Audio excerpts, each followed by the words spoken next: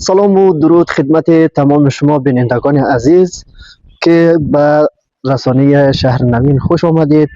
به تمام شما عزیزانی که چه داخل افغانستان چه خارج از افغانستان هستید که امروز میبینیم که هوای بسیار عالی و برف و بارانی که امروز از صبح آمده بود وقتی نماز تا هنوز برف میبارید که فعلا ما در ساحه هستی که میبینیم که تمام خانواده ها و مردم عزیز ما افغانستان و مردم عزیز ما شهر کابل بسیار از آمدن برف خوشحال است که برای بهار یک آب فراوان شود.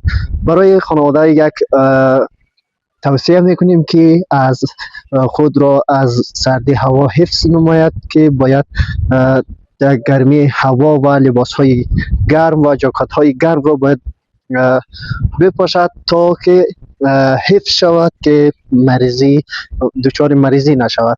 تشکر از شما بینندگان عزیز تا این ما را همراهی نمودید. تا دیدار بعد، خدا نگهدار.